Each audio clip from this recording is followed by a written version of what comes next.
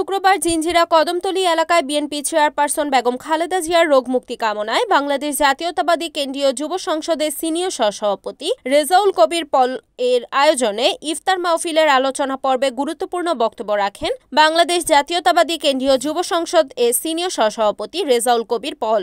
আলোচনা শেষে বিশেষ দোয়া অনুষ্ঠিত হয়। প্রায় 1000 রোজাদারের জন্য ইফতারের আয়োজন করেন রেজাউল কবির পল। আমাদের বিএনপি যুবদল ছাত্রদল সকল নেতৃবৃন্দকে আমি কৃতজ্ঞতা জানাচ্ছি, শুভেচ্ছা জানাচ্ছি। আসলে আমি দীর্ঘদিন যাবৎ এই দলের সাথে কাজ করছি, এই দলের হয়ে কাজ করছি, এলাকার মানুষের জন্য কাজ করছি। আজকে যেভাবে আপনারা এখানে উপস্থিত হয়েছেন, যেভাবে আমাকে আশীর্বাদ করার জন্য এখানে উপস্থিত হয়েছে, আমি আপনাদের সকলের কাছে কৃতজ্ঞতা প্রকাশ করছি। এবং আমার ছোটবেলা থেকেই আমার সবসময় একটা খেয়াল থাকে যে এলাকার মানুষের জন্য আমার দ্বারা মানুষের কোনো ক্ষতি না হয়, মানুষের কোনো ধরনের আমার দ্বারা মানুষের কোনো অন্যায় না হয়। ইনশাআল্লাহ আজকের এই রোজার শেষ মুহূর্তে আমরা আজকে এই অবস্থায় বসে আছি, হয়তো দোয়া আমাদের আজকে এই সময় দোয়া আমাদের কবুল হবে। এই সময় আজকে বলতে চাই, যতদিন কেরানীগঞ্জের রাজনীতি অঙ্গনে আছি, আমি এলাকার সন্তান হিসেবে কথা দিচ্ছি, আপনাদের পাশে থাকবো ইনশাআল্লাহ।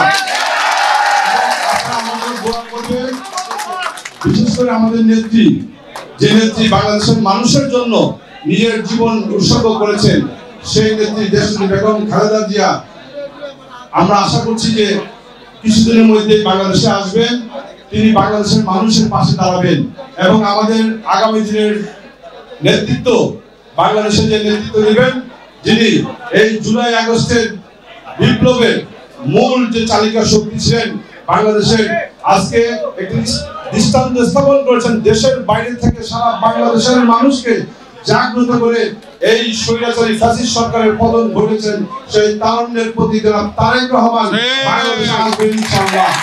এবং তিনি দেশনেত্রী বেগম খালেদা জিয়া তারেক রহমান বাংলাদেশে আসলে মানুষের জন্য কাজ করবেন, দেশের জন্য কাজ করবেন এবং এই কেরানীগঞ্জের জন্য ইনশাআল্লাহ কাজ করবেন। শহীদ প্রেসিডেন্ট জিয়া রহমান এই বাবুবাজার ব্রিজের ভিত্তি স্থাপন করেছিলেন, কেরানীগঞ্জে প্রায় 7 বার এসেছিলেন, বেগম খালেদা জিয়া 7 বার এসেছিলেন। ইনশাআল্লাহ আমরা আশা করি যে তারেক রহমান বাংলাদেশে যখন নেতৃত্ব দেবে, তখন এই কেরানীগঞ্জের ভবিষ্যতে ইনশাআল্লাহ পরিবর্তন হবে। সেই আশা ব্যক্ত করে আমরা কেরানীগঞ্জের মানুষের যে অবহেলিত মানুষ, কেরানীগঞ্জ একটি পরিকল্পিত শহর হিসেবে গড়ে উঠুক। এই কেরানীগঞ্জ একটি আজকে ঘনবসতি এলাকা, এইটা পরিকল্পিতভাবে একটি শহরে রূপান্তরিত হোক, সেই জন্য আমি একজন কর্মী হিসেবে কেরানীগঞ্জের মানুষের পাশে থাকব। Report SK Mamun, NEN TV, Keraniganj, Dhaka.